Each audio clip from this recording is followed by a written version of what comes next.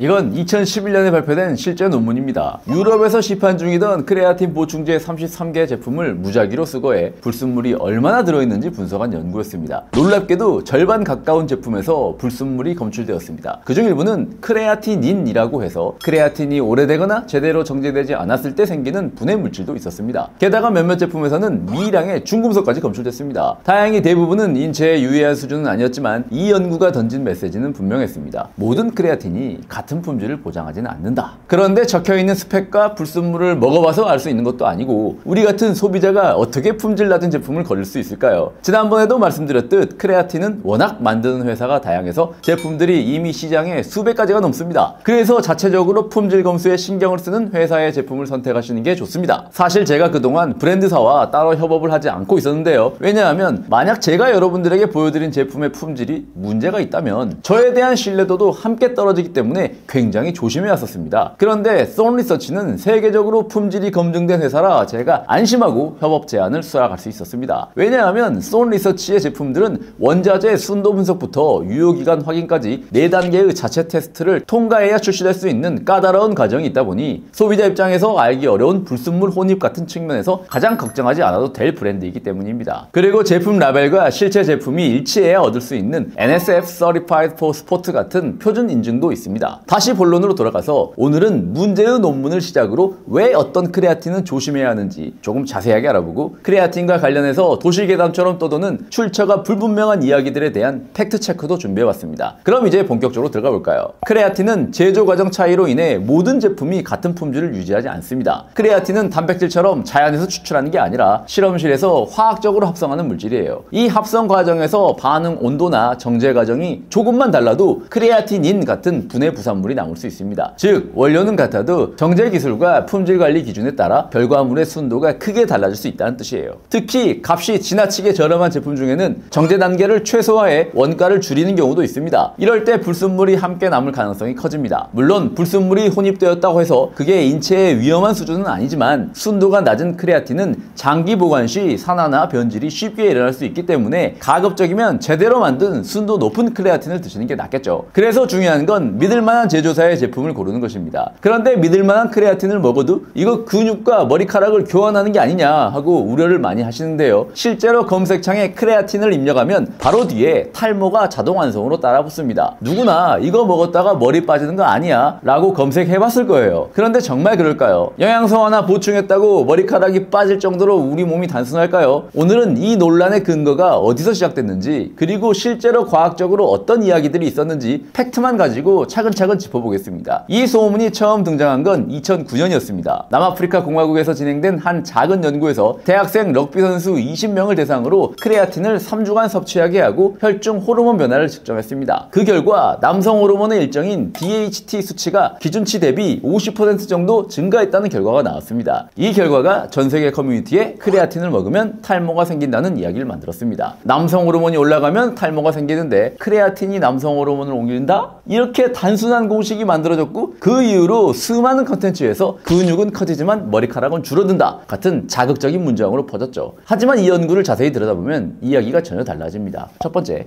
참가자 수가 단 20명, 통계적으로 의미를 논하기 어려운 규모였고요. 두 번째로, 탈모를 직접 관찰하거나 모발 상태를 평가한 실험이 아니었습니다. 그저 혈중 호르몬 농도만 측정했을 뿐이죠. 더구나 DHT 수치가 올랐다고 해도 정상 범위 안의 변화였습니다. 즉, 질환 수준이 아니라 생리적 변동 범위 안에서 일시적으로 증가한 것일 뿐입니다. 그리고 그 이후 15년이 흘렀지만 이 연구 결과를 똑같이 재현하거나 확인한 연구는 전 세계적으로 단 한 건도 없었습니다. 결론적으로 이야기하자면 현재까지의 과학적 근거를 모두 검토해봤을 때 크레아틴이 탈모를 유발한다는 직접적인 증거는 없습니다. 일부 연구에서 DHT 수치가 변화가 관찰되긴 했지만 정상적인 섭취량, 즉 하루 3에서 5g 범위에서 탈모로 이어진다는 증거나 실제 모발 손실로 연결된 연구는 없었습니다. 오히려 크레아틴은 에너지 대사와 관련된 일반적인 생리물질로 지금도 운동생리학 연구에서 가장 기본적인 대사 모델로 다뤄지고 있습니다. 그런데 또 이렇게 오해하시는 분들도 계시더라고요. 크레아틴만 먹으면 근육이 커질 것이다. 천만의 말씀입니다. 많은 분들이 크레아틴을 일종의 근육 키우는 약처럼 생각하시지만 사실 크레아틴은 근육을 직접적으로 키워주는 물질이 아니라 근육이 운동할 때 필요한 에너지를 조금 더 오래 쓸 수 있도록 도와주는 보조 연료에 가깝습니다. 쉽게 말하면 자동차의 엔진 엔진을 바꾸는 게 아니라 연료 효율을 살짝 높여주는 첨가제 같은 역할이죠. 근육이 커지는 진짜 이유는 운동 중 근육 섬유가 손상되고 그걸 회복하면서 새로운 단백질이 만들어지기 때문입니다. 크레아틴은 이때 근육이 조금 더 강하게 자극을 받을 수 있게 도와줄 뿐 그 자체가 근육을 만드는 주인공은 아닙니다. 예를 들어 역기를 10번까지 들 수 있었는데 12번까지 들 수 있게 버티게 해주니까 운동 자극이 늘어나고 그 결과 근육 성장에 도움이 되는 거지, 먹기만 해도 근육이 붙는다는 건 완전히 잘못된 이야기입니다. 실제로 연구들을 보면 크레아틴을 섭취한 그룹과 그렇지 않은 그룹의 차이는 운동을 병행했을 때만 나타납니다. 이 실험에서는 저항 운동 없이 크레아틴만 먹인 그룹을 조사했는데요. 즉 운동을 하지 않고 크레아틴만 섭취한 그룹에서는 근육량, 근력 모두 거의 변화가 없었어요. 체중이 늘어나긴 했지만 수분 무게로 인한 증가였습니다. 그러니까 크레아틴은 운동 효과를 극대화하는 조력자지 운동을 대신해주는 주인공이 아닙니다. 운동이 없으면 아무 일도 일어나지 않습니다. 게다가 근육이 자라려면 에너지뿐 아니라 단백질과 수분, 충분한 휴식이 모두 필요합니다. 이 세 가지가 균형을 이루어야 근육이 커지는 것이지 한 가지만 강조한다고 해결되는 문제는